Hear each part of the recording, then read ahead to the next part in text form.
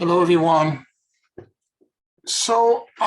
Welcome back. Thank you for being with us again another week.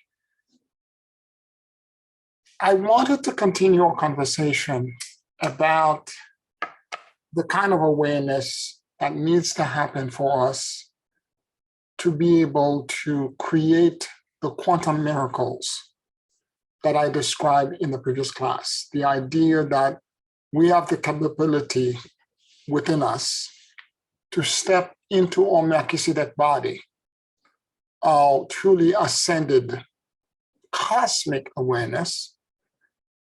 And with that awareness and that kind of expansion, we can begin to alter the very laws of nature. Because as I described the last time, you can go through normal theory of relativity, space-time continuum, where speed of light is 186 miles per second as a constant. It's like having a 55 mile per hour speed limit on a highway. And the speed of light is not, it's a distance. It's not time. It's a distance. So, but the distance is also connected to time because of the separation between one location, let's say the Earth, and let's say Mars or outer planet like Proxima Centauri, which is the next exoplanet next to us. At normal speed of light, we would travel. It would take us many years to actually get to it. But the issue with speed of light, as I described last week, as you travel through it, you actually slow down when you approach speed of light because your mass increase. You become very heavy and will appear as if you're slowing down. This is normal time, space-time continuum. Like if the Earth is a round, if the universe is a round ball, if I'm at the top and I then want to get to the bottom, I would have to travel around the circumference. And it's a long distance to travel to get there. And by the time you get there, you'll be past dead before you get to the other side. However, there is a new technology, which is the technology of warp drive. And the warp drive is created by having a spaceship with several rings around it. And the rings are circulating what is called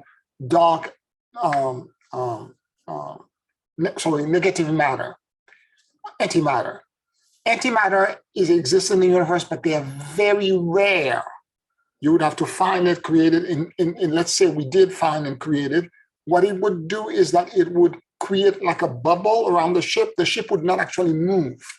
The ship would actually the ring would actually compress the time-space continuum as a membrane, not just a membrane, but a volume.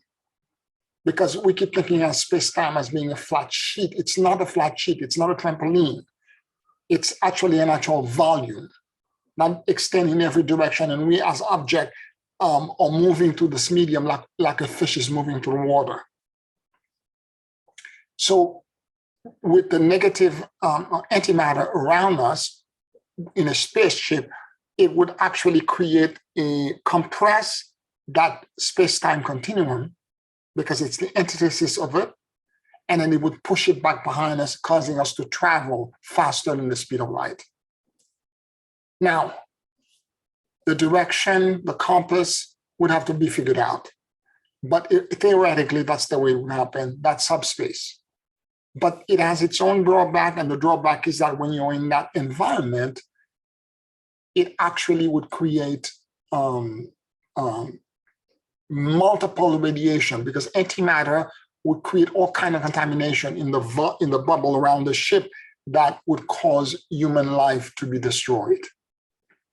Suppose we can overcome that with some other technology, you would travel through subspace. And I had also talked about the quantum field, what I call the blessed field, which is the field of miracle, where everything is entangled. Where if I'm holding my glasses in my hand, right here, it does not just exist in my hand, but it exists everywhere in the universe simultaneously. And because of this, I am now quantum entangled with all of the possibilities of where it exists. And if I, for example, take these glasses from where it is in my hand and I actually spray it with a color, and instead of being this light blue, it become black, when I change this, all the other entangled glasses that exist everywhere automatically changes. And it happened instantaneously. And I talked about the double slit experiment, which is that the fact that if you have two, and this is something that actually happened accidentally, scientists were projecting to two slit proton, they were bombarding proton to two slits against a very sensitive photographic background and medium. And they went to lunch or left the lab and they left the machine on. When they left, proton is a particle. And the way that when they were observing it, the photographic membrane was registering it as an object, as a particle. But when they were not there, when they returned, the pattern disbursement showed up like a wave, which is not a matter, but a wave. They were in shock. They repeated the experiment multiple times. They put camera behind this double slit screen. They did all kinds of things. And what they discovered over the multiple iteration of this experiment and years of doing it, that it was the observer, the consciousness of the observer that was affecting the outcome of the experiment. Meaning that if I am conducting the experiment, I was expecting to see a wave, I would see a wave. If I was expecting to see a particle, the disbursement would be a particle. So it means that the consciousness of the observer affect the quantum field, create the entanglement to cause the result to be altered according to what I expect and the intention that I'm projecting. And this is huge. This is huge implication. Because if that is the case, then I can easily begin to wherever I am. Because if I want to travel from point A to point B, instead of create a spaceship to some space and do all of that stuff, all I would have to do is simply intend from where I'm standing to be at point B. If there was a way for my consciousness to control that intention, and I had enough power and source and energy stored in me to cause that intention to become so strong and so overwhelming that I would cause the result that I was expecting to show up. And I would instantaneously create this bypass by which the laws of nature, the laws of normal space-time continuum relativity would disappear, and I could disappear from one place and reappear somewhere else. Or I could be in one state of consciousness or being, or one condition, and all of a sudden, blank, it changed automatically into something else. This is the deepest secret that all miracle workers, all great teachers, healers, enlightened beings have known for centuries. But in order for you to get to that state where your awareness is that strong, it requires a tremendous amount of work. It requires for you to do a lot of work in establish your presence, meaning you have to build an awareness where your 3D state of awareness, which is a state in which you're frozen in time, space, in the continuum, or in an endless field of possibilities. Now, I had also stated last week that in the teaching of Carlos Castaneda, his teacher Don Juan talked about the assembly point, which is what he considers to be between the upper shoulder blade, a point in which there is a ball of energy. For us, it is the heart and mind coherence when we let our head drop in the center of our upper heart. And it is in that location, which is the upper chest, where we begin to focus our presence. When we begin to be aware of who we are and what we are by letting our awareness habitually go into that space to expand our capability of creating presence. In Buddhism, the second Buddha taught a teaching called the practice of natural light, and it was about dream work and doing dream work to increase that presence. I have been teaching for the past 6 months now classes on the Bardo of dreams as a way to also build our presence in not only the dream world, but also in all, because what happened is at the assembly point, the reason we have 3D reality, Carlos Don Juan said, the reason for 3D reality is that every human being on the planet have the same location in the assemblage point. They have a little curve, a dent in that ball of light. And all of us are focused on looking at that dent and focusing our consciousness on that dent. And when that happens, you're awake. And all of us are awake and we have the same experience. So the idea of, for example, when we fall asleep, all of a sudden, as we're falling asleep, we lose awareness, we pass out, and we awaken into a dream by having us floating somewhere else. And we go into a dream and we become aware only when we awaken the dream and we don't have control over it. So if you can practice correct dream practices, you can begin to learn how to not fall to sleep while you're going to sleep. In other words, you can remain conscious while you're falling to sleep. And it's a very sensitive little edge that you have to learn to navigate. Okay? It can be done with practice. I've done it. It can be done with practice, but it takes a little while, and it's a very specific dream practice that will allow you to get to this. Now, I am in the process of creating in the next class where we'll start the first week of November, and it will be a dream class, but this class will take 10 months to complete. And the first class, dream class, I was doing it where I was focusing on the Kabbalistic tree, and we did it for 3 months. What I'm going to do now, instead of focusing on each Sephiroth and each part of the Kabbalistic tree 1 week at a time, we're going to give it 1 month. Kether, we'll work on Kether for an entire month. And what I want to do is that I want to structure the class very differently. I'm going to do it where I'm going to talk and present something for only 30 minutes. After 30 minutes, I will stop talking and I will allow the group to come with their dreams and to begin to have an open group discussion, ask questions, comment, people share their dreams, and also will collectively help to interpret and to help them understand what the dream means in terms of the collective work that we're doing. And it will allow all of us to sync with each other. And then for the remaining half hour, we will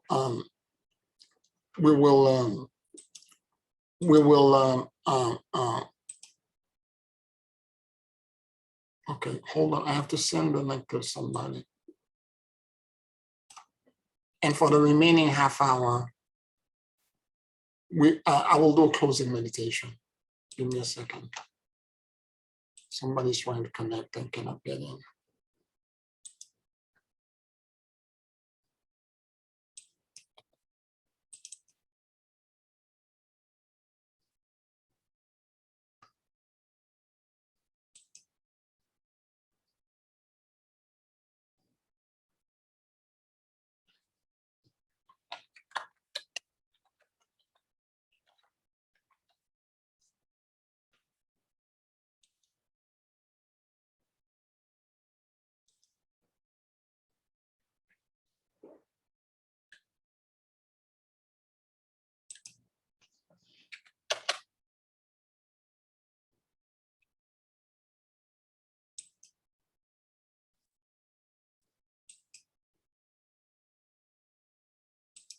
All right.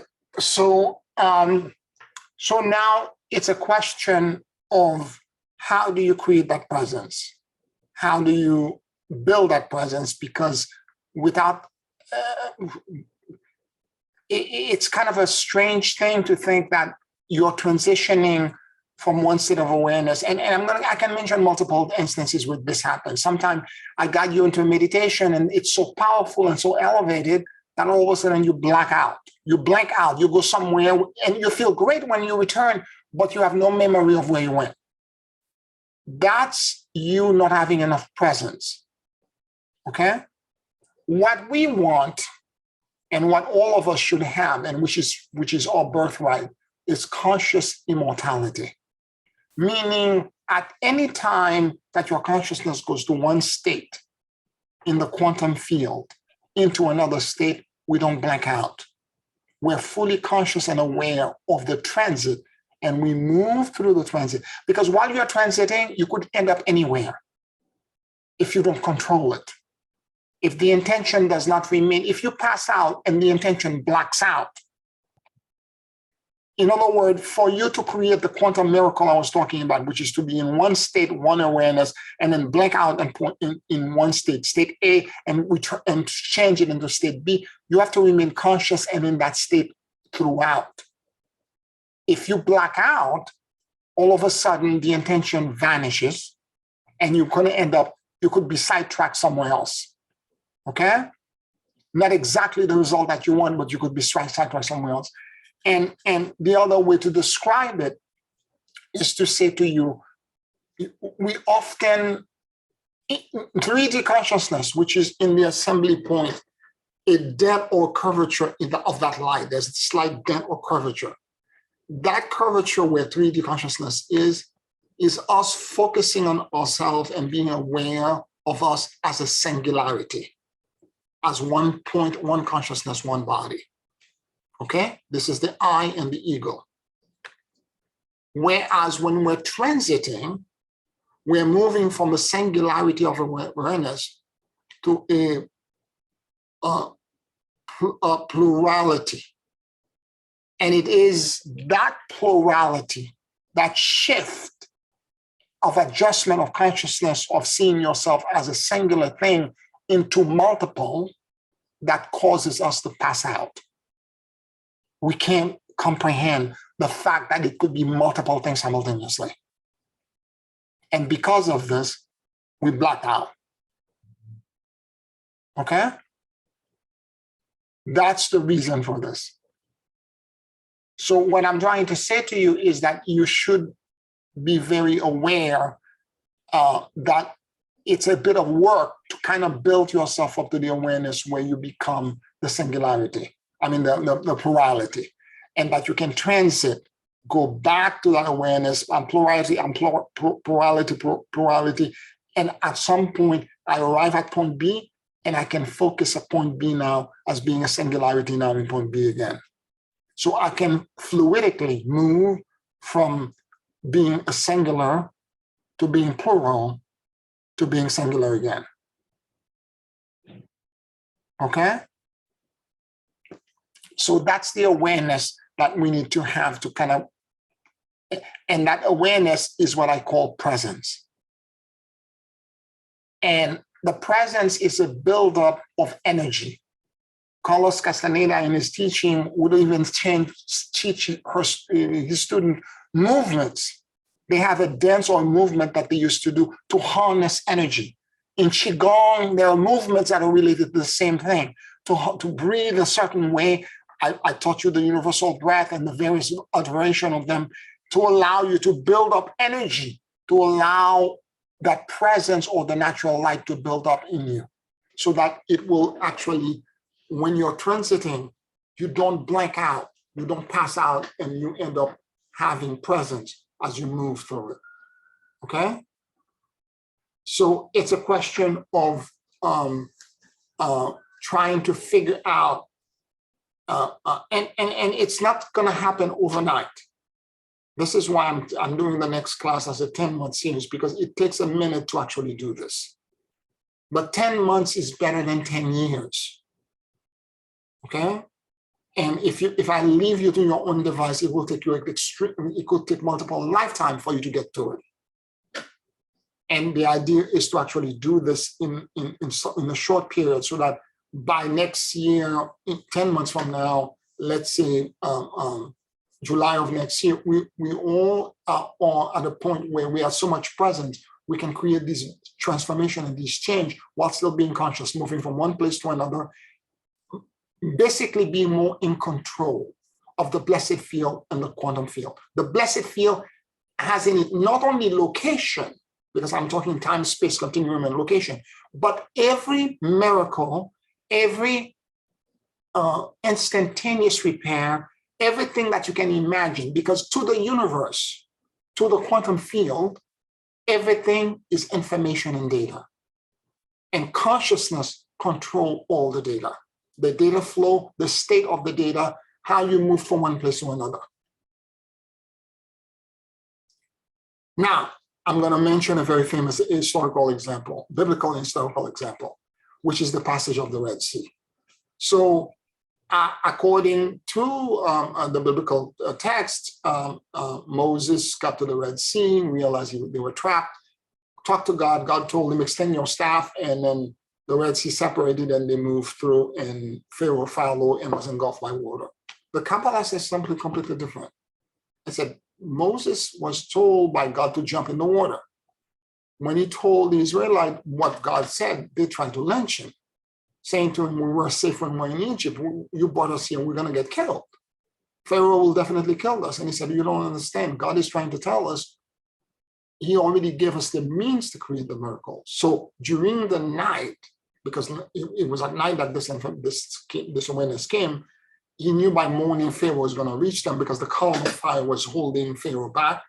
So what he did during the night is that he brought them all into a state of certainty, where the awareness of the presence, all 3 millions of them.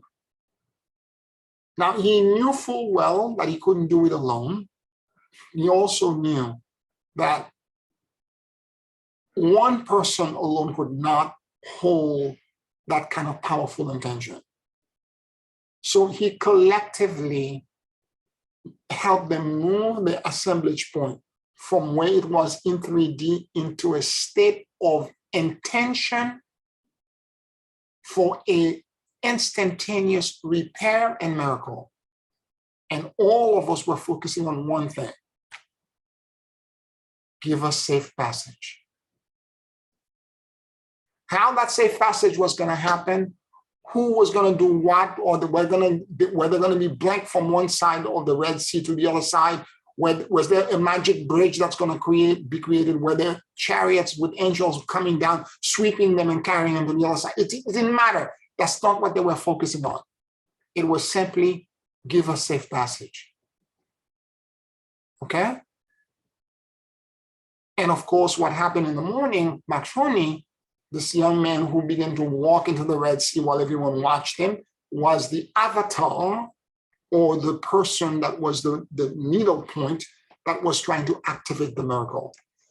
And as he walked, the water got higher and higher and higher, and the water got into his mouth. At that very moment, the water separated, the water split in half. And he walked through, and the Israelite followed. And when he got on the other side, the Pharaoh's army followed and got engulfed in the water. So the miracle was not created by one intention, one person's intention, but rather a collective intention, a huge collective intention. Now, what the Kabbalah says, what the commentary of the Kabbalists I studied with about this kept saying, at that very moment, when Makshoni moved through the water and the water separated, every body of water on earth for that period of time was split in half. Because when that collective intention in the quantum field, because the quantum field overrule natural law. The laws of physics, the laws of natural relativity, time and space, that says things are supposed to operate a certain way. When the quantum field intention is strong and powerful enough, it overrules it. When there's enough presence and enough focus to command it, it overrules it, and it creates a miracle, what would appear as a miracle. But what the Kabbalah said, it's not miracle. It's actually the way it was at the beginning. We had simply forgotten how to use that muscle. Now, I'm going to argue here that many extraterrestrial life in ET, because there's been many footage of pilots and people recording, seeing actual footage where they would see a spaceship or a UFO in front of them, and then as they see the UFO, the next minute the UFO disappears and it's like 800 feet above or 800 feet below or to the side, blank out one place and appear somewhere else, like instantaneously. So they have connected. Their technology is so advanced, they are not moving to normal speed of light, space-time relativity continuum. They are not even moving through subspace. They are now moving through quantum space, which is instantaneous transformation from one place to another immediately by quantum entanglement. What does that mean for us? It means that within our assembly point, within us, within our own upper chest, that part of ourselves, which shows up for the shaman and the between the shoulder blade, that part of us, we have in it every location, every intention that exists in infinity times infinity. Every possibility, every infinite solution set is in there. What we're lacking is the skill to connect to it and the strength to decree it and command it. Those are the things that we're lacking. And that's what my training has been since the beginning, a way for us to build up strength. And it took me over 10 years now to try to teach you various little protocol to open yourself up to the possibility of this. And we are now at a juncture where I cannot skirt around things anymore. I have to talk about them very directly. You either are going to learn or know how to do this, or you're not going to learn it.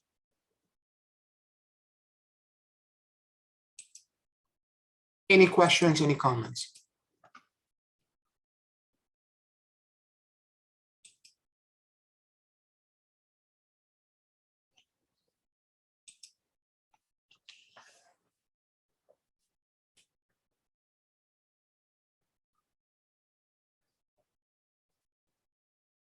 How do you build a presence? Okay, how do you create the presence? How do you get yourself to a point of, because every night we change state. We go from being awake to us falling asleep. How do we intentionally cultivate a connection to our dreams that allow for more presence to be created? Now, short of you taking the 3 months class that I just taught, I can give you a little bit of pointers. Everybody dreams, everyone.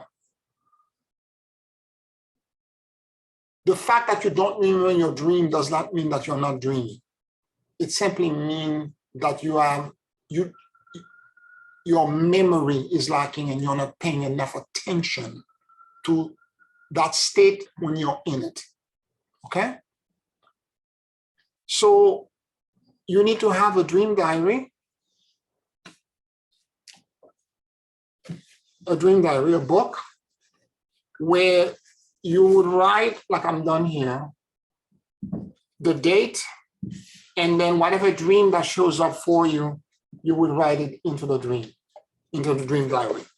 So I've been doing this for a while, and the way it works out for me is that I put this next to my bed, and as I put it next to my bed and I go to sleep, And before I go to sleep, I actually do a small intentional prayer, asking my dream mind or my presence in the dream to help me remember the dream that I'm going to have.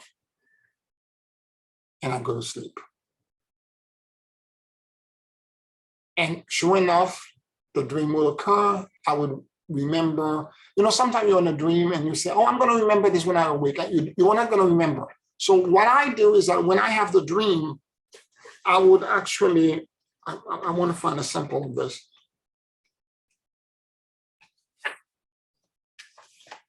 Look at the scribble on these 2 pages. Okay? I wrote this in the middle of the night while the lights were not even on. Okay?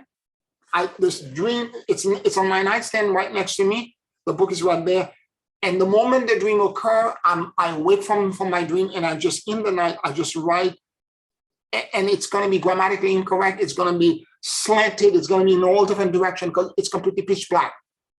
And then I put the pencil back inside the book. I close it. I close my eyes. You're still in REM sleep. You're going to go right back to sleep. And in the morning, when I look at the scribble that I wrote in the middle of the night, it reminds me of the dream. And in the next page, I flip it over. I wrote the full text. Okay? Simple practice. Now, if even doing that, you think you're not still dreaming, the biggest and longest, and dream only occur when you have rapid eye movement, meaning when your brain is producing a very specific brain pattern and wave, and your eyelid flickers back and forth, okay? Rapid eye movement period. To someone who's looking at you from the outside. Now, when I get into that state, the one thing that I do, when the longest period of rapid eye movement is right before you awake, okay? And typically, when you have rapid eye movement, your body is frozen, meaning that the chemical, it's a seesaw relationship. When you're awake, there's a certain chemical that rises, and then when you're falling asleep and you're about to pass out, it changes and changes, and when you're going into sleep and your assembly point, because dreams is nothing more than that light in you, your consciousness focusing on different points in it. And there's over 1 billion points in intention, as many points as there are possibilities that exist in the universe, exist in the assemblage point. Because the assembly point is a command center that allows you to have access to create almost anything. So as your consciousness begins to shift and go this way, suddenly you will have access and you will have the possibility of shifting your awareness somewhere else. But because, again, of lack of presence, we don't remember, we passed out, et cetera, et cetera. So the longest rapid eye movement happens right before you awake. And because of that relationship and the fact that in our dream, everything seems so real, the chemical that increases while you're asleep causes a temporary paralysis, so that you don't have sleep disorder, you don't get up and walk in your sleep and talk in your sleep, and you don't open the door and start galloping and doing all kind of crazy stuff in your dream while you're dreaming, but causing harm to yourself. So because of this, if, for example, I'm sleeping on this side, when I wake up in the morning, because let's say the rapid eye movement was for a half hour or 40 minutes, 50 minutes, I had a long dream, and then I'm awakening, the first thing I do, because I was paralyzed as the chemical composition in my brain changed the other direction to become awake, I open my eyes. The first thing I'm going to do as I awake, I'm going to move. And the moment I move, I lose the dream, because in my dream is positional. The remembrance of the dream is positional to the chemical that's in your brain. Remember this is extremely important. The remembrance of the dream is positional. So because I move, the dream is gone because I changed position. But I'm still in REM sleep.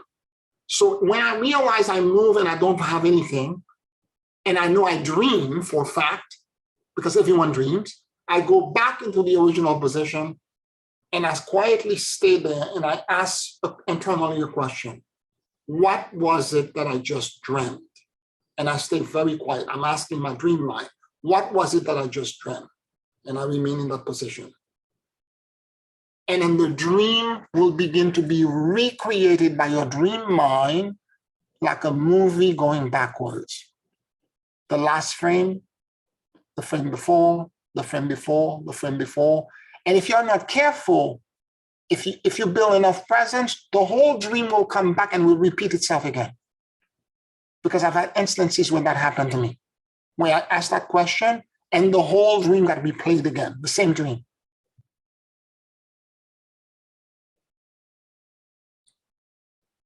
Question. Yes.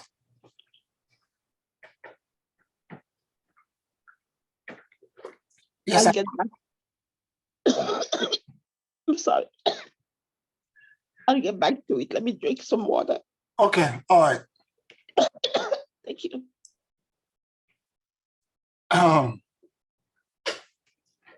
So I hope you're understanding what I'm saying, because I'm trying to explain it in a simple way possible. I'm giving you a simple tool for you to begin now to remember your dreams. If you do this every night and you begin to remember the position, because it's positional, then what then happens is that you're going to remember more and more dreams. Because the moment you begin to remember, you all of a sudden realize you're excited. You realize, oh my God, it's not that I don't dream, it was positional. Now that I'm going back to the original position, I can remember. Oh my God, and there will be interest. Your dream mind and you will be locked in a dance, and then you will begin to remember more and more.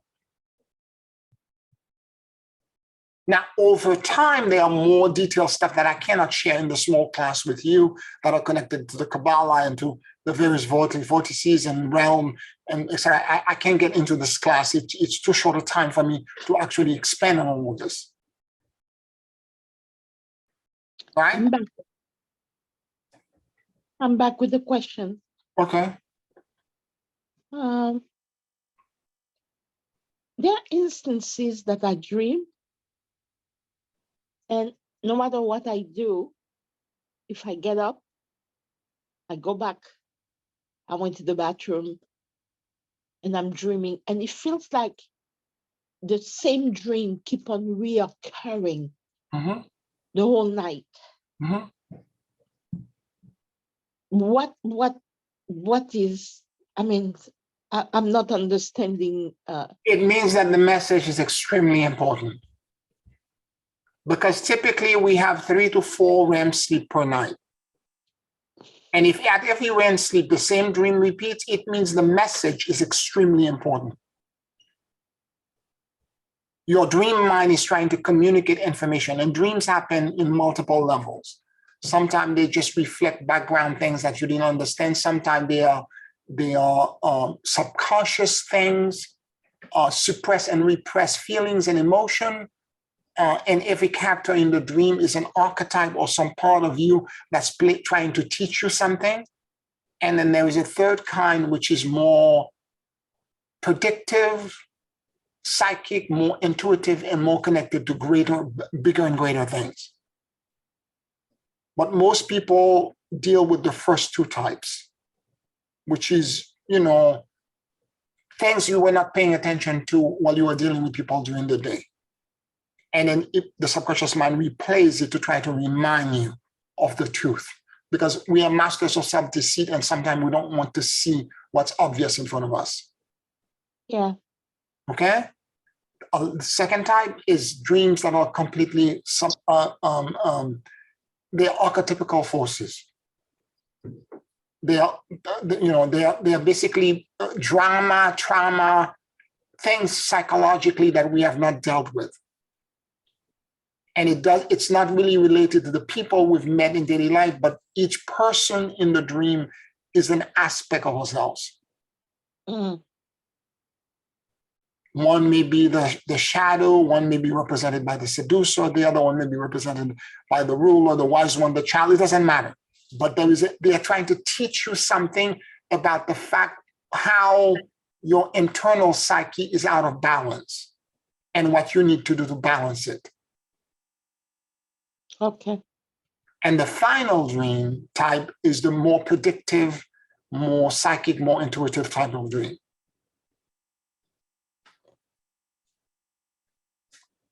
Because you could get tired in the middle of the night by keep on dreaming the same dream over and over. Oh my God. But anyway. Well, I what it is that it's a very important message. And if you're, and as a matter of fact, if you don't get it that night, similar dream will begin to repeat themselves over and over again over months until you understand it. Yes. Until you understand it. And the moment you get it and you understand it, it will never show up again. Yeah. I've had that happen to me. Yeah. All right. Thank you. Thank you so much. Sure. Not a problem. Any other questions or comments?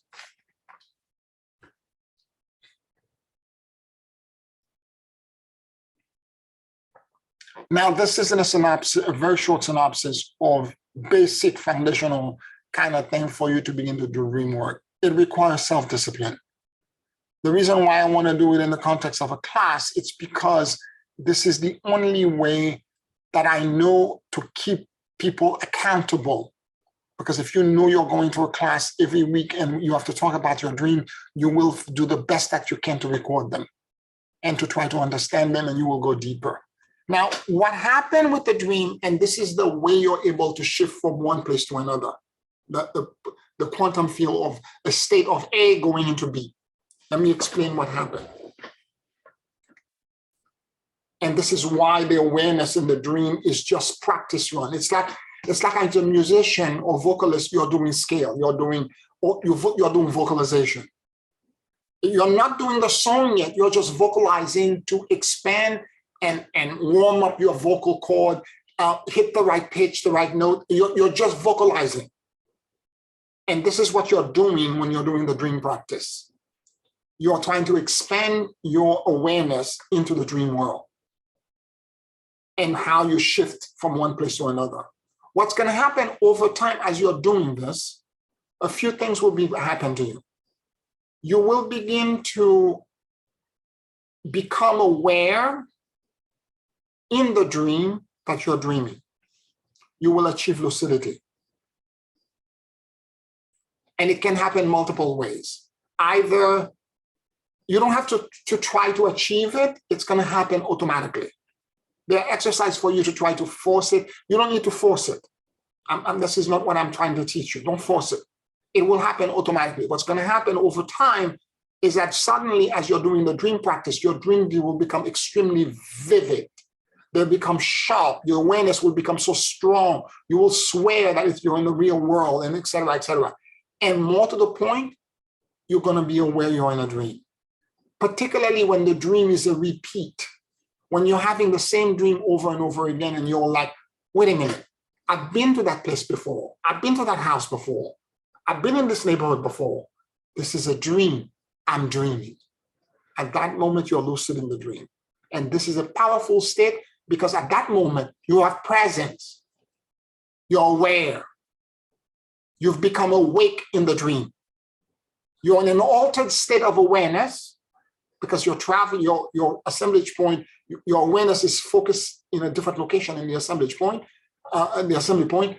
But at that moment, you have presence. You're aware. Right? And that awareness is important. Now, the class I have taught and I'm going to be teaching for the next few months is very specifically related to the tree of life. And there are different feelings and emotions because there are different symbols and different ways you're focusing on special meditation in part of your brain that causes very specific, you go to very specific parallel world that begins to trigger very specific emotions. Let's say one of the vortex is about severity and fear. Another one is about love and mercy. Another one is about intellectual understanding. Another one is about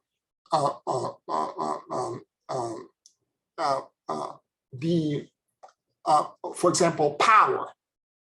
Now, as you go to all of these things, you may be balanced and out of balance with these various energies. Depending on how you are, let's say you're out of balance with power, the dreams you're going to have is going to show the imbalance. So if the imbalance is making you into a tyrant and making you difficult to be around, you're going to have dreams where you're trying to dominate and control others. And the feeling they're going to create for you as you either choose or the ego, you might be uncomfortable with what they're doing to you in the dream. You might wake up like, I don't like what I'm doing. Oh my God, I can't believe I was such a tyrant in the dream. It's going to make you very uncomfortable. What's going to happen is that feeling that you had in the dream will bleed into your life when you're awake. Think of it as 2 pages in a book,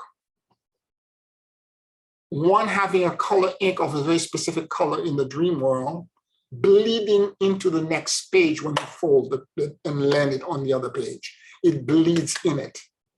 For those of us who are old enough to write with ink, the old well ink kind of thing, and I'm old enough to have remembered this, then it will bleed into the next page. Because if you don't let it dry, it will bleed. And once it bleeds through your life, let's say, for example, you're afraid of the power that you hold in that stuff because you're afraid you're going to abuse it, and it's causing you to be afraid, that fear will now be imbued in your daily life for the next few days until you find a way to resolve the imbalance that exists in your perception of the power. Okay? And you're going to move around feeling you're inside this weird experience where every interaction will somehow veer into the power struggle that you had experienced in the dream. Okay? And because of this, you're going to have to find a way to balance it out. And this is why it's important to remember the dream, because there are lots of dream exercises that I'm going to teach in the class to teach people how to go back into the dream to try to resolve the power, the very issue that that's now showing up in your daily life. And it could be very disruptive, particularly if you're dealing with other people. I had this one woman who had a power issue, and she became a monster to her staff, to her employees. She said, I'm seeing it. I'm seeing myself doing it. I don't know how to stop it. I know what I'm becoming, and I'm terrifying myself. Please help me.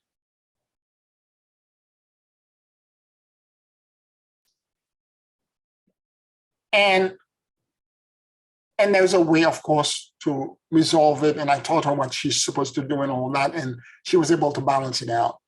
The reason I'm talking about the bleed through, it's because this is the way that the presence in the dream and the experience and the emotion in the dream is nothing more than data and information. So what exists at A, even with power struggle and everything else, is data and information. And if I'm going to try to create a change transforming A into B, the same way the negative stuff bleed into my daily life, if I had a positive experience, it will equally bleed into my life in the same way. This is why in the quantum field, it is so easy to change a state of consciousness if you have enough presence from A into B.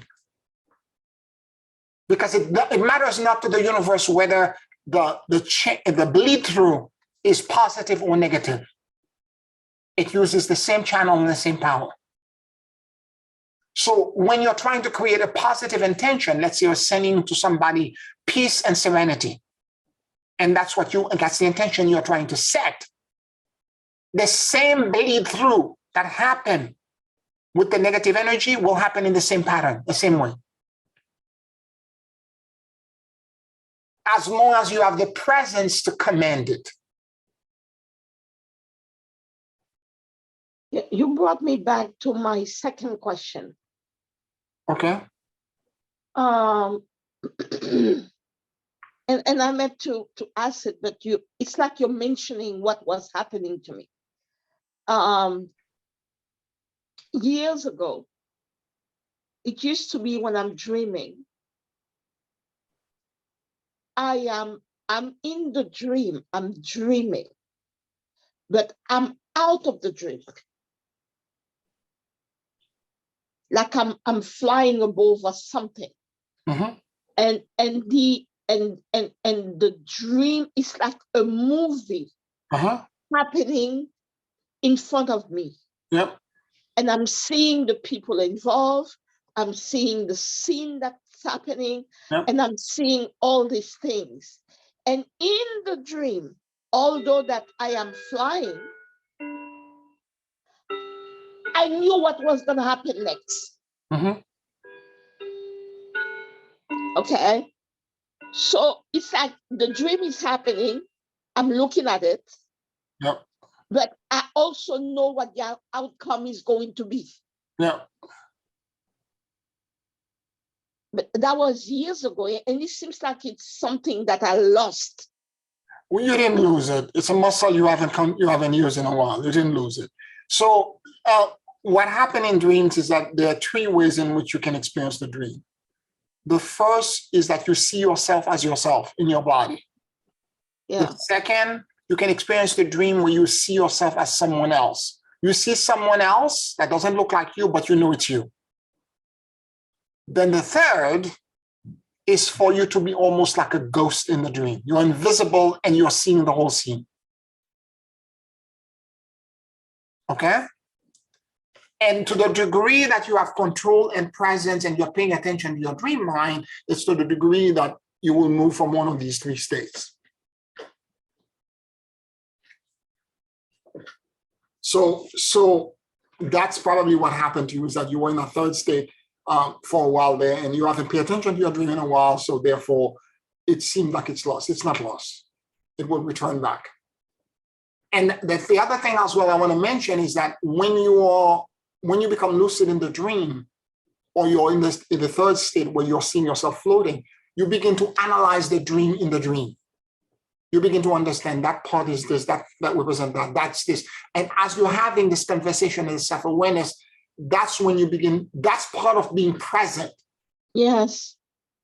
That's part of being present in the dream. That's what I mean by presence. Yes. Because that's what used to happen. Yes. You analyze the dream in the dream. You know exactly what's going on. And so it comes back very quickly. If you already had it, it comes back very quickly because it's a question of using that muscle that you haven't used. You have not consciously paid attention. But the moment you begin to pay attention, it will come back. Wow, that was so many years ago, though. I was younger, much younger. But anyway, it's not about youth. It's not about youth. It's about paying attention. It's not about youth. It has nothing to do with youth. Okay? Yeah. So going back to the issue of point A to B, the same way a negative dream or a dream that's challenging and emotionally difficult can bleed and alter your life. And the reason I'm mentioning the negative one or the one that's difficult, it's because that's the one that we remember. When a positive one occurs, we don't pay attention to it. But when we're having difficulty and it's hard, and we're like, my God, what I'm experiencing in my life right now is exactly the feeling that I had in the dream 2 days ago. And it's still with me. Why am I still experiencing this? What's going on? And it's challenging, right? So The dream mind doesn't have a problem using the same channel to transform data and information that exists at A into your 3D life at B. It doesn't have a problem doing it. In fact, this is the way the miracle of the passage of the Red Sea was created. 3 million people focused their dream awareness or dream mind with one intention, and that intention was to find safe passage. And the collective awareness of all of them wanting this manifested, bled through into the 3D reality and created it and altered the laws of nature. I hope you're understanding what I'm saying.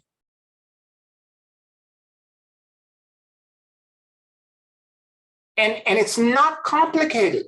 When you have enough presence, it's like blinking your eyelid.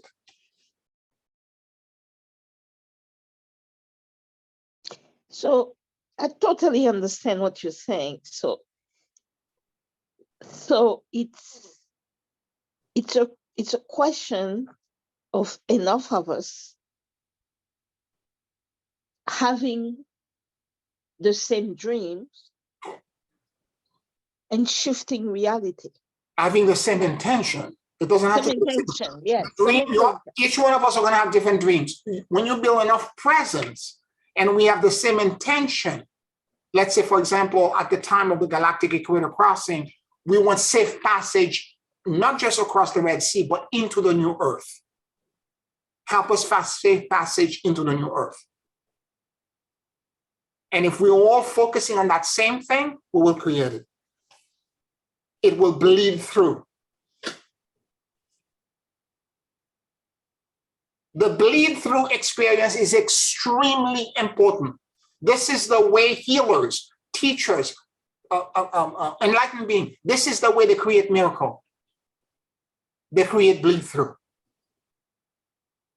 where they alter one state and make it and turn it to the bleed through and the intention and the power of their decree, because they have enough presence, and they let it, and it bleeds into the 3D world.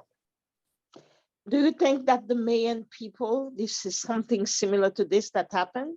Say that again, the what? The Mayan people. The Mayan people, yes. Mayan people. Yes, they did. They did. That's exactly right. This is something that Carlos Castaneda's, because he's coming from that lineage, which is 10,000 years old. His teacher talks about this all the time. The last book he wrote was about the power of intention.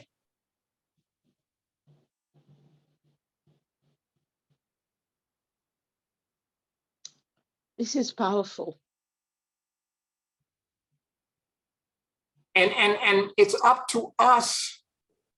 I'm giving you all this background information because I want you to understand what I'm trying to, the direction I want us to move into. It may not be for everybody, but I want to be very clear up front and tell you what the intention is. It requires some commitment because, I mean, we all sleep, we all dream, and it's a matter of using that time to do real work. In the book, the Practice of Natural Light, the Rinpoche says exactly that.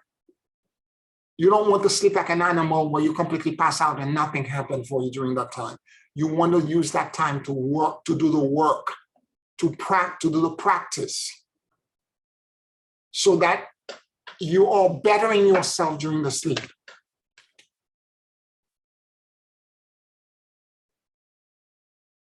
Now, initially, the first month or so requires a little bit of discipline, but once you start and you begin to understand the richness and the power that this is creating for you, and how much it's revealing about you and your internal psyche, and the fact that you can control more and you can shift more and you can actually affect more in your life, then it becomes like a joy to do.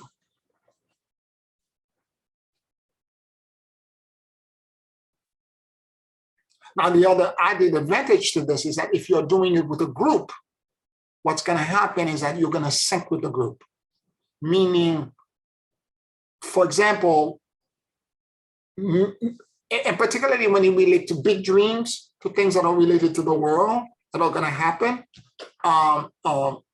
because the third kind of group is kind of a predictive kind of dreams.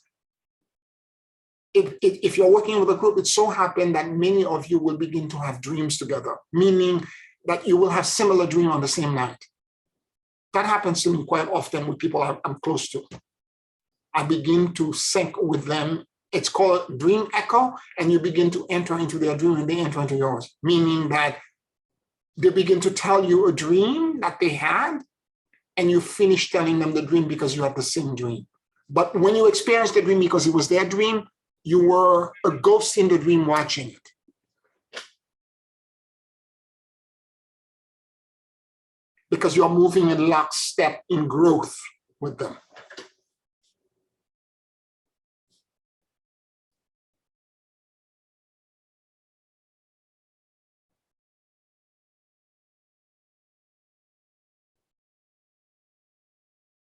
Any questions, any comments that you may have?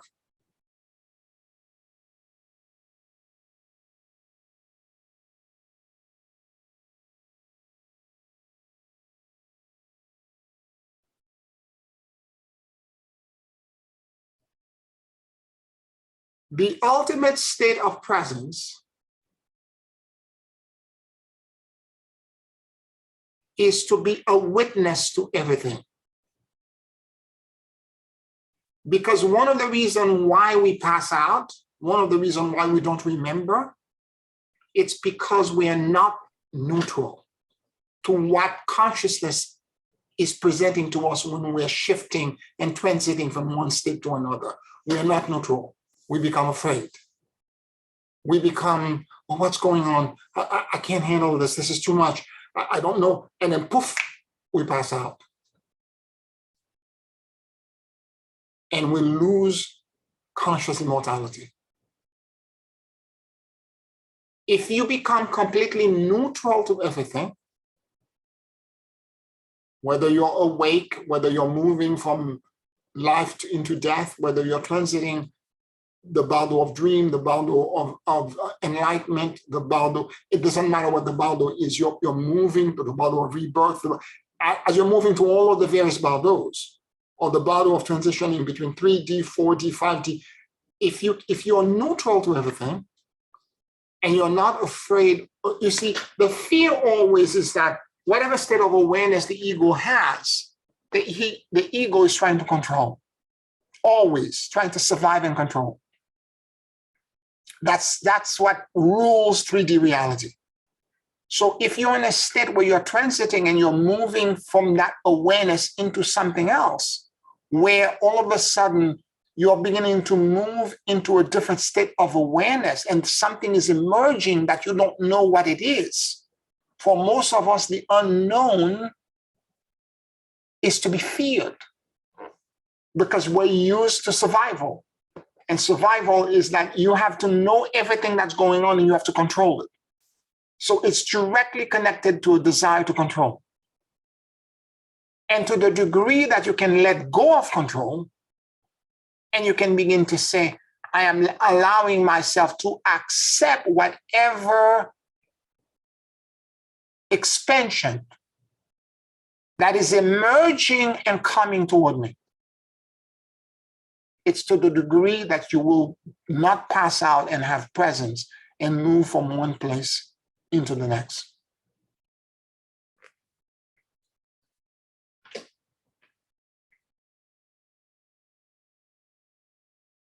I hope this is making sense. And therefore, as neutral as you can be, you will begin to develop a sense I'm accepting of this. And at first you may pass out during those meditation, and it takes a minute for you to practice enough time. And again, I'm not going to start the class by trying to get all of you to go to a practice where you try to remain awake while you're falling asleep. It takes a while to get there. The first thing you need to do is to remember your dreams by the techniques and the stuff that I just mentioned to you before. And if you can do this, your awareness in dream, your presence, it will begin to increase. And as it increases, it will automatically lead you into more advanced stuff.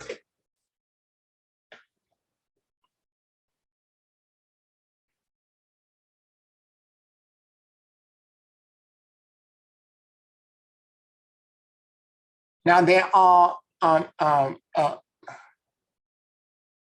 it's important to understand that it's not.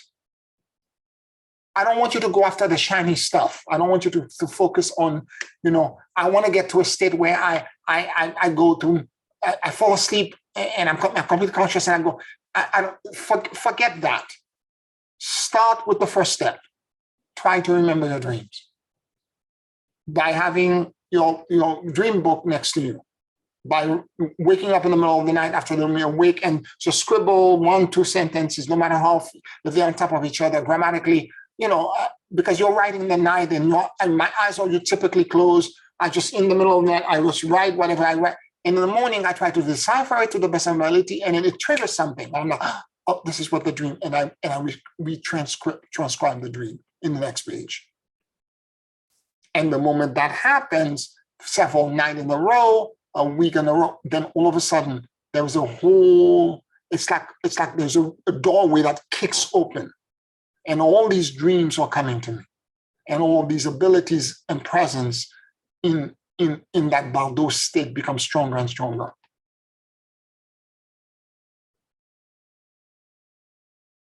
So if you remember, I told you years ago in the past class that I used to be able, unintentionally, while I was a part of the mystery schools, I belonged to a lodge, and sometimes there was some shenanigan going into the stuff that I didn't like. I felt it was against the rule of the organization, and I was self-righteous. I was young, and I didn't understand better, and I would get up and start calling them out for their lack of morals, what I perceive as moral and ethics, to the rules of the organization. And as I did this, I was so indignant, and I had such presence at the time, but I had no wisdom to use it, that I would begin to make the room shake. Things would begin to fall. I would feel that the floor was tilting. Well, what I was doing is that I was calling presence from the state of 3D that they were in to a state of anger and disappointment in them and rage, that I would cause the 3D reality they were in to alter. I was bleeding through the emotion that I was feeling, until someone pointed it out. And this went for several months, maybe 6 months. And not every business, because the business meeting were once a month, it's not every business meeting that it happened, but every once in a while I would get up and get upset, and I would say something, right? I was not doing it. I was not so emotionally volatile where I did this all the time. And until one of my friends that I used to go out to dinner with after the business meeting said to me, "Oh yeah, Pierre, in the atmosphere thing that he does where everything shakes." This is when I realized I was doing it. I thought it was, I saw it. I saw the room cave in. I saw things moving. I thought it's in my mind. I'm making this up. I'm so enraged that I have the delusion that this is happening. But I didn't realize it was not only bleeding through, it was other people. I was taking the people in my bleed through. I was affecting them in my bleed through. This is the way. Now, that's a negative part, but in a positive sense, if I can harness that same energy and create a positive outcome, I can actually bring goodness and peace and serenity to someone else, which I'm now doing.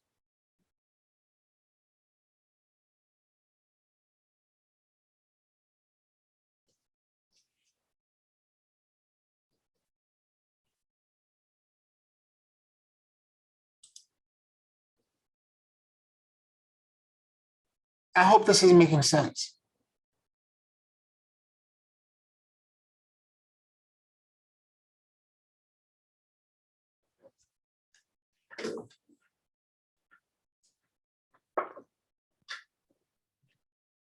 To the people who are not paying attention to their dreams, So that kind of awareness where the bleed through occur is not, it's rarely happens. But to those of us who are actually doing the dream work, who have taken the class with me, many of you have experienced the bleed through. And that bleed through is important because it's the way that you can actually, it may happen, you may notice it only when it affects your 3D life negatively, but think of a moment that if you were to capture something important, magical, and transformational in a positive way, and you were able to bleed it into your life or into other people's life. It's the same muscle. The universe doesn't care what kind of data you bring in. It will, because it's quantum entangled, it will, the moment you capture the data, you can manifest the data. You can bleed it through somewhere else.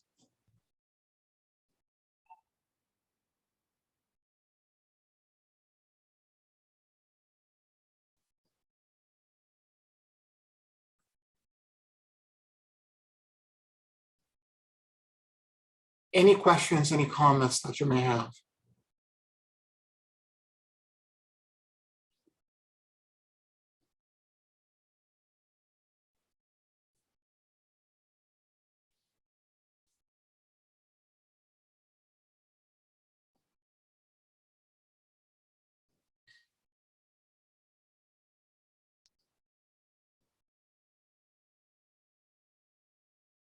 It's important that we, again, there are other ways to build presence, of course, but it's probably the easiest way for us to do it. You can do mantras, prayers, and meditation, or other ways to build the energy. Deep breath, as I said, special kind of breathing techniques will also increase your natural light and will increase your presence.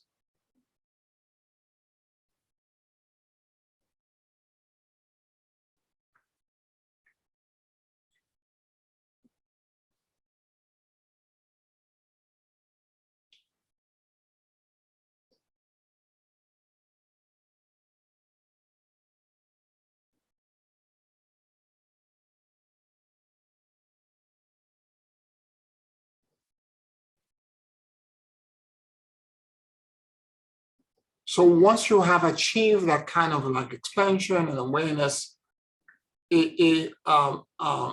over time, you become an agent for good. And if you build enough presence, when it comes your day to leave the planet, when you go to the battle of transitioning from the battle of death into rebirth, in the battle of transitioning from the battle right before death, what's going to happen is that you're going to be aware, you're going to transition right through, you're going to know this is the battle, this is the luminosity, this is that, and you will know exactly what to do. The same way in the dream where you're the ghost and you're watching everything, you're analyzing, that same awareness will continue all the way through.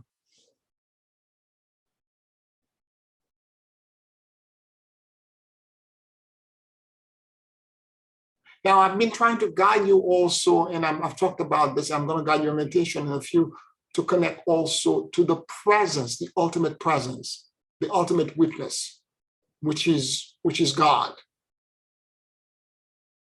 And we are nothing more than cell in that body, and we belong to it.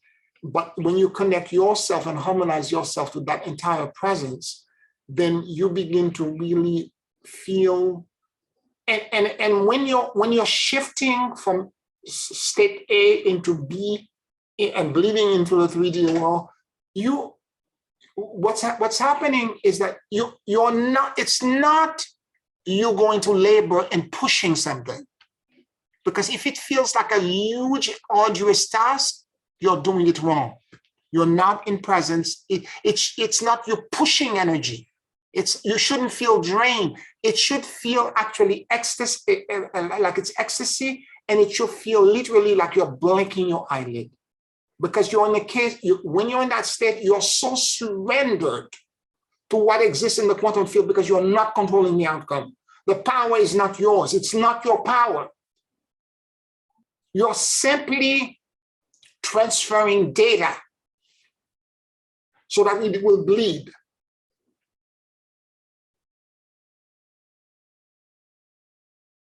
It's not an arduous task. It's not an effort. You're just shifting data. So it goes from one side, one state, and then you're transferring it with your presence into a different state with the intention that you're creating. And then you hold it for however time they tell you to hold it. And then at the back end of it, you let it go, you surrender it.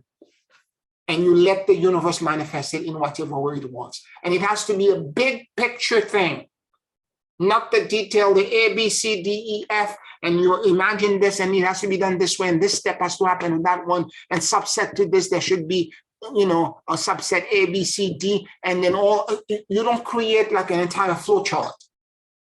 It's a big picture thing, and you let the quantum field worry about the details.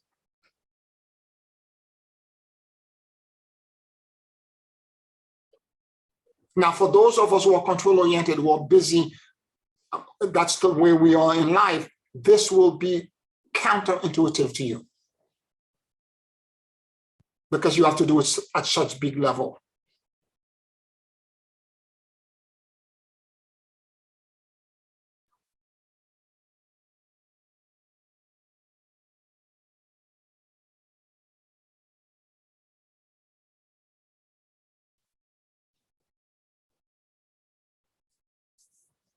Yeah. Yes. I have a question.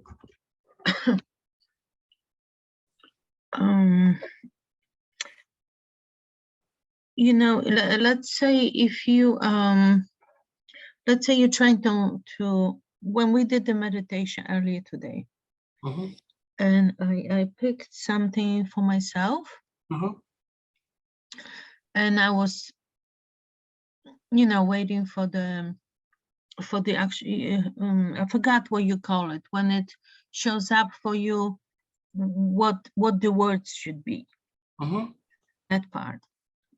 So I got that part, and then the rest, like you said, it was just observing. Really, you feel you don't need to do anything. You just observe things, just kind of move around you, and that's all you do. But as a follow-up, not to try to control it, but let's say like you feel that part of that experience might be connected to you actually doing something. Let's say, for example, I asked to get a new job, right? And so I have a sense that naturally I might have to, let's say, create a new resume, right? Or update my resume. Because logically, if I go, somebody calls me, hey, you got a new job, I know I'm gonna have to bring the resume with me.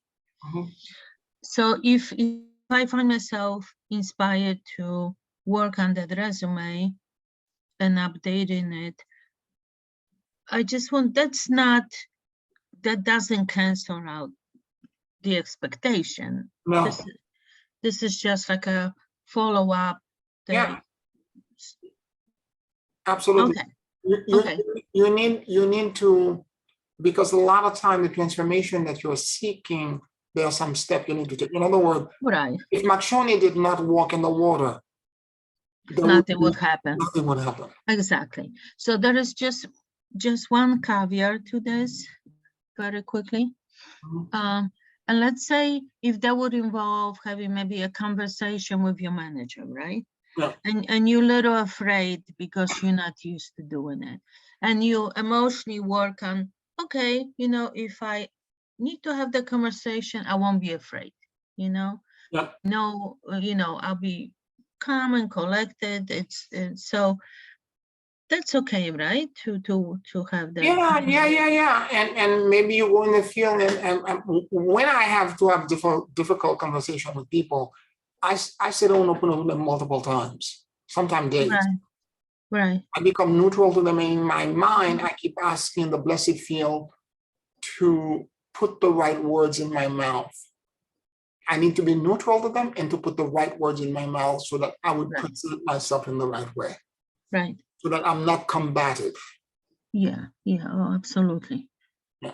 Okay, thank you, because you know what it is. Doing it for yourself is the hardest. And Absolutely. It's much easier to do it for someone else. Absolutely true. Absolutely true. thank you. Yep. You're welcome. Anybody else?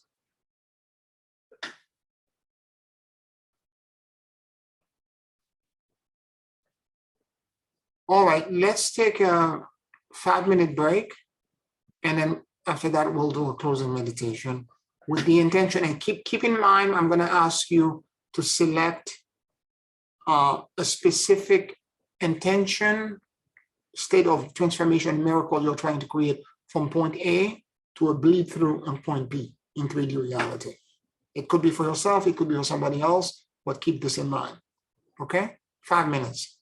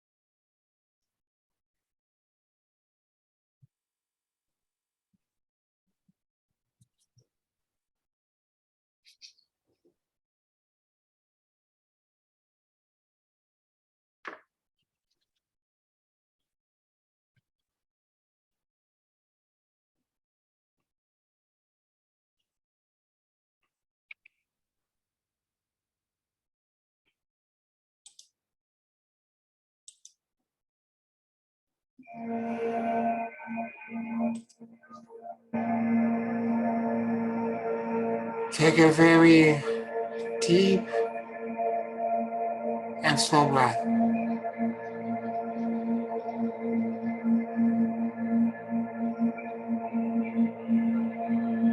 And as you inhale and exhale deeply and slowly,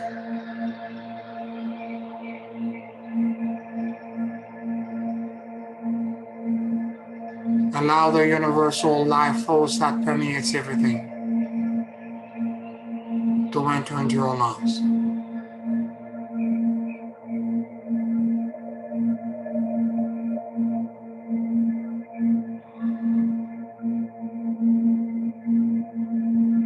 Keep breathing deeply and slowly.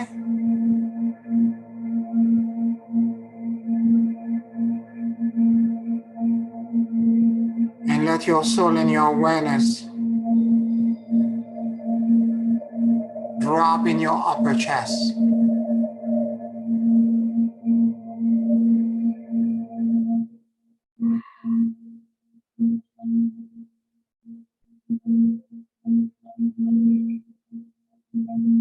Please forgive me. I love you, and I let go.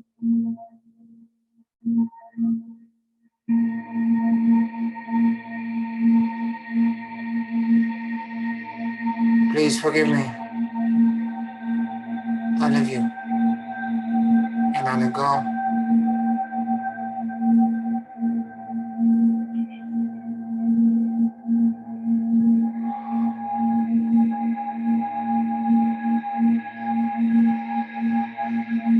Let the entire center of your awareness and mind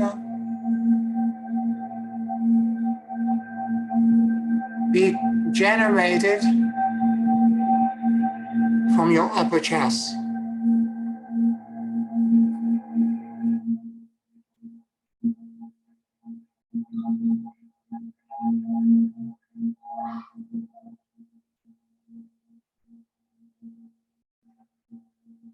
It is as if your eyes were located in that part of your body, and that you're experiencing the entire world from that location.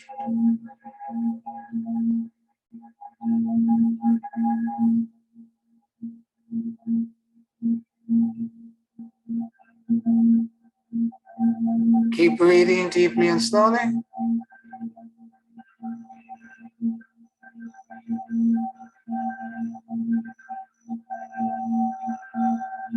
And notice what you noticed.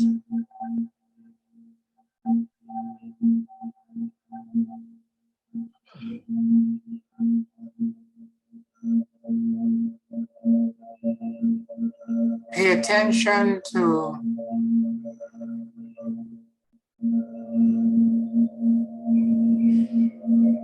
any awareness, sensations,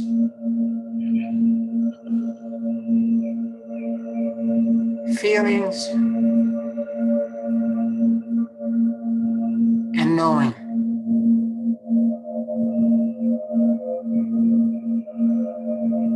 That this may create for you.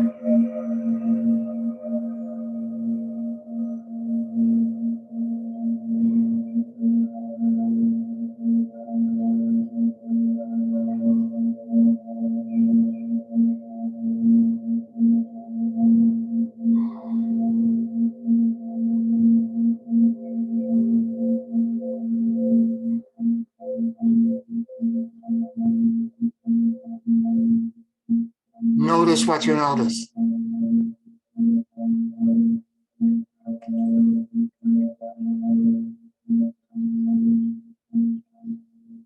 I release all attachments, fears, and control.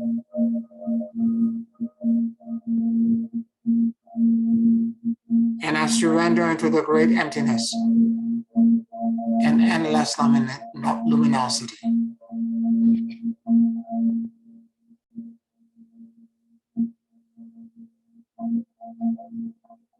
release all attachments, fears, and control.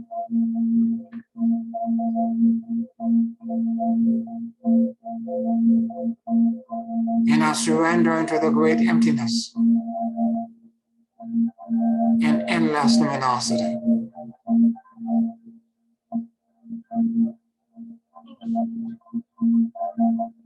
I release all attachments, fears, and control. And I surrender into the great emptiness and endless luminosity.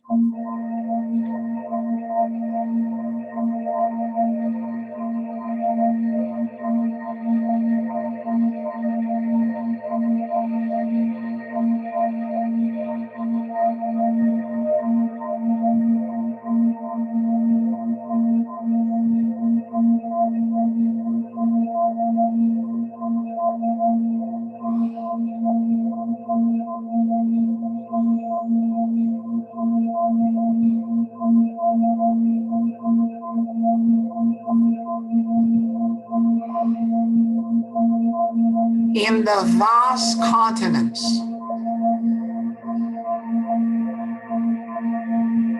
the vessel of infinity times infinity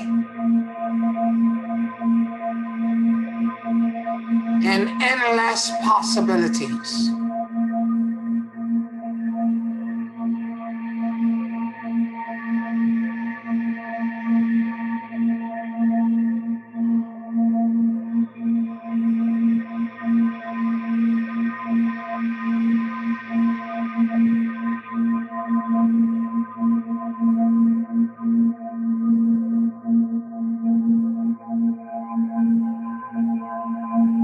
I stand in spiritual rectitude and verticality.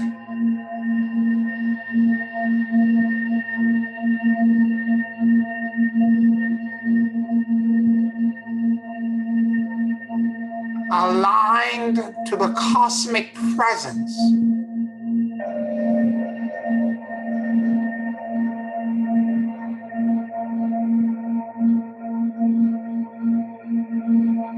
That exists everywhere.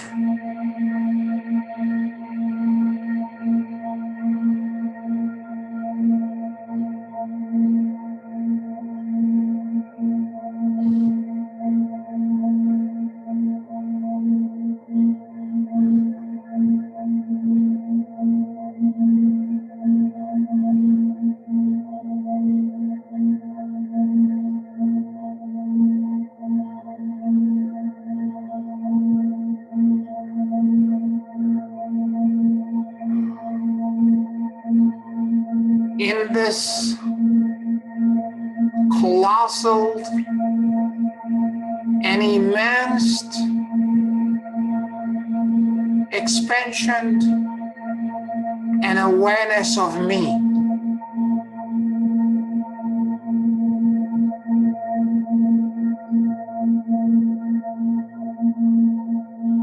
I become the perfect witness, neutral, observing,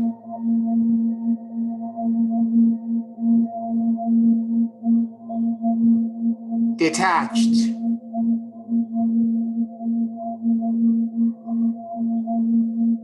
to everything.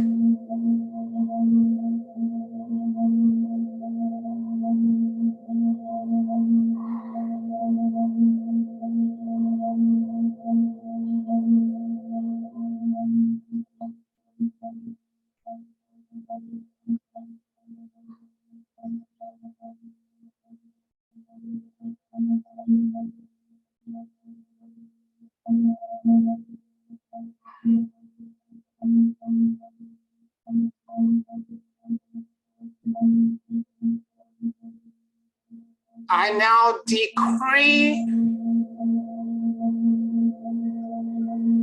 my intention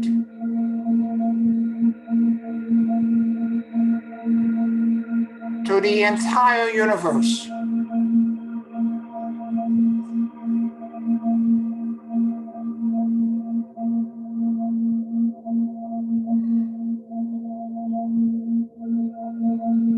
to manifest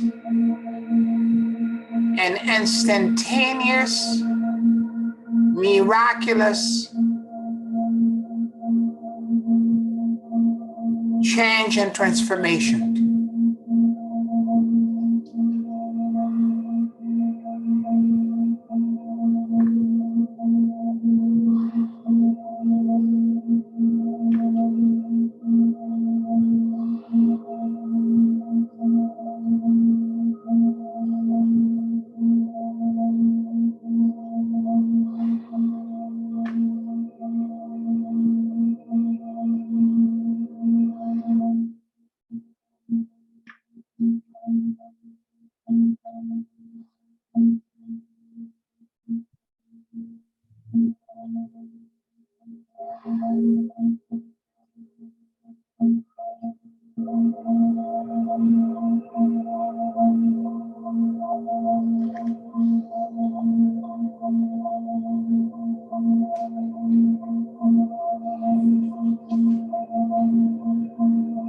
I release this intention into the blessed field.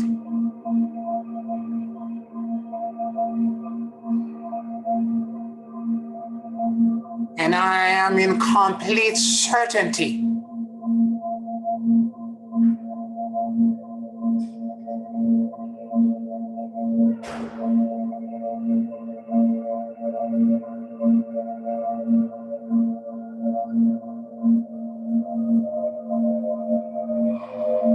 of the instantaneous and miraculous bleed through.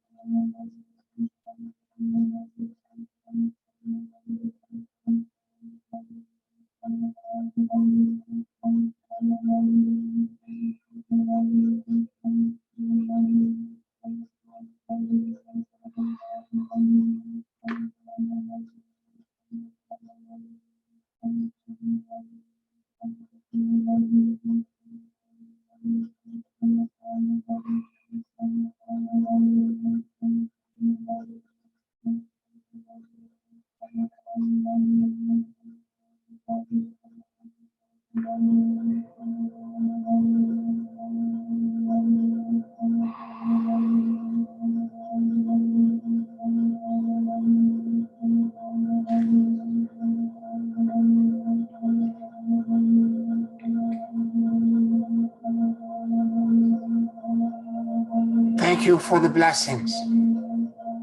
I accept the gifts and I receive with gratitude.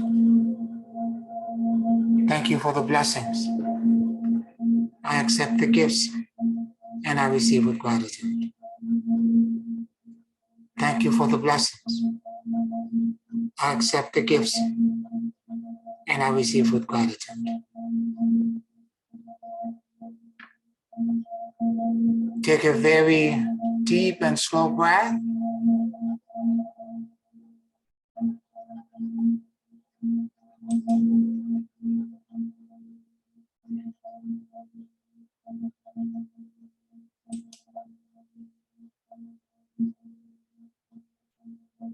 And whenever you feel ready,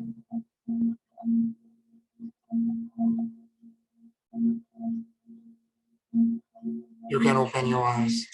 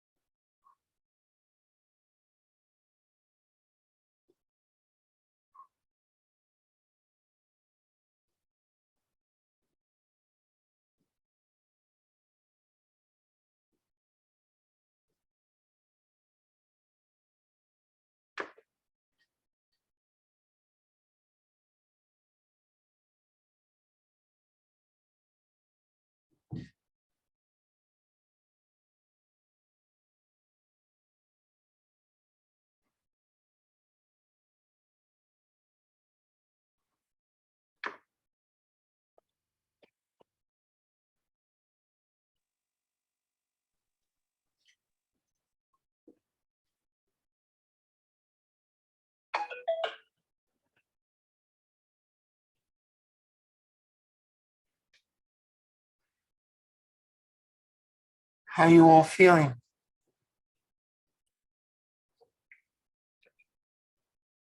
It's beautiful, Pierre. Thank you. You're welcome, Janice. You're welcome.